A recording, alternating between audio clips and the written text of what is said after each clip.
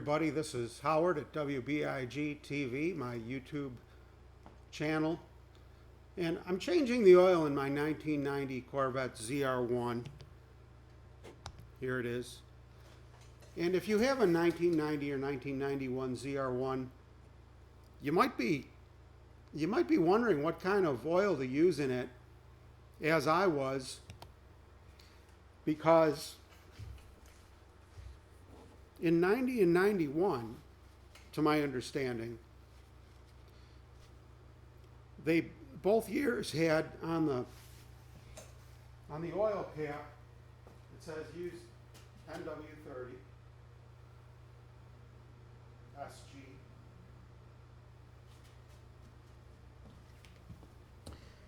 And so I went through excuse me, what was that? I need to oil my throat so it doesn't squeak. So I went through this since the car was new. You know, I bought the car brand new. So I remember back then it came with mobile oil in it. Doesn't say that on the cap, but the cars came with mobile oil, and it was regular organic oil, which seems almost inconceivable now. You know, it doesn't seem like this car would be that old to where it preceded synthetic oil. But I remember, because not too long after I got it, in one of the oil changes, I tried synthetic. Might have been the first oil change. I don't remember exactly. But I went ahead and tried it because they were recommending it for the newer ZR1s. And I think that's why I did it. So I thought I'd give it a try. And I remember my impression was, when I switched from the stock organic to the Mobil 1 synthetic, that the car was faster. It was noticeably immediately faster. So I assume it's because, even though the viscosity numbers are the same, I believe the synthetic is actually thinner, but for chemistry and, you know, lubricating purposes, I guess it behaves like like a lower viscosity or higher viscosity. Lower viscosity. Yeah, lower viscosity is thinner. So it's actually thinner, but it behaves like higher viscosity. Yeah, that's it. This stuff's confusing if you're not in it. If you're not in oil. So the bearings and all the friction surfaces will move more easily with the physically thinner synthetic oils. That's my understanding. All I know is, for sure, the car was faster with synthetic oil.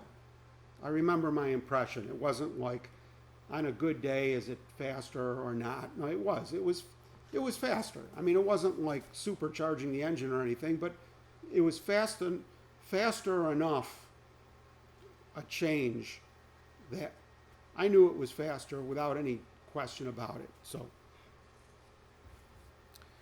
So now it's 28 years later, and you want to put oil in your 1990 Corvette ZR-1, and it says 10W30. So does that mean you use organic, synthetic 10W30, or the more available and common in use today, 5W30? Well, I checked the forums and saw, and there was a lot of debate about it. So, and most of it's theoretical. So the ratings, according to the ratings, API ratings, you're okay as long as you meet those. This is API service SG is on here, and this is NG, SN, SM, SL. which I believe means it's backward compatible. So here's what I did. I decided I'm going to go with what is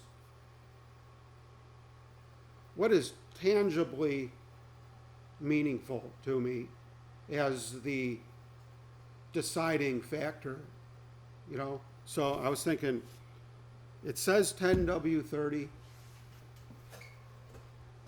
so all else being equal, I'll stick with 1030. I'm going to stick with the synthetic Mobil 1 because I know it ran better with it than without it. And everybody says it's better and lasts longer and go more miles in case you don't change it. So I went to the store and bought and looked at the shelf, okay? I was going to get the 10W30, but it was 25% more money at Walmart, which was the cheapest place I found to buy this stuff. This was like, do I have the receipt? No. It's like $22 or something for 5 quarts. Really, a lot cheaper than the auto parts store. Like, a lot cheaper. Those were 30 something. So the 10W was like 26, 27. This was like 22 for the 5W30. So I went with the 5W30. It's not a lot of money difference, but it's like a 25% difference. And I don't think, in reality, it's probably not going to make any difference either way, and there's people debating either way. So I went with what I decided would be my, philosophy about these things. Go with what is recommended and safe, and between those selections, pick the one that's going to change your life for sure. Okay? So with this, my car is going to go faster than if I use the original organic. I know that for a fact, from experience. And it's going to, between the two bottles, it's going to keep $12 in my Corvette budget that I could use for something else. It's $12, So, there you go. There's my 2 cents. And I believe the same applies for the 91s, based on what I read on the forums. I'm just going by that because they were saying in 92 it changed, and then they started putting the synthetic. Now I don't know if they changed any of the bearings, I just don't know, but we're good with this. 530 Mobil 1. I did not get the 75,000 mile or more for old cars. Well, my car doesn't have 75,000 miles on it, for one. Of course, it's 28 years old. I read the bottle, and it says it has special additives for the seals, to keep the seals pliable. So that might be a good thing, but same price. I went without it. It said less than 75,000. Mine's got less than 75,000. And I'm skeptical about anything. You know that like most, if you take too many of the vitamins they tell you to take for condition A, eventually it'll cause condition A. Same thing with everything, right?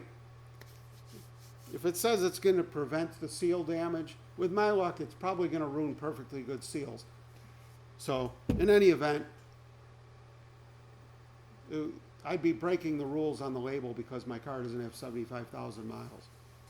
It didn't say old as hell, which my car is. It said 75,000 miles. Probably doesn't matter. So I went with that. And while I was there for my old trucks, my International Scout has the original 6-cylinder 232 cubic inch AMC engine in it that the factory put in there. leaks a lot of oil. Leaks enough you don't have to change it. Changes itself. I just bought the cheapest 1040 that they had. And that's the stuff I'll spray on my chassis too to keep the rust away. So that's it. I don't know. Hope it helps you with your decision. Let me know what you think in the comments, and stick around. We've got a lot of stupid videos I do of stuff I fix every day or work on my Corvette ZR-1, and mostly things that are not automotive. So thank you, and enjoy your oil, everybody.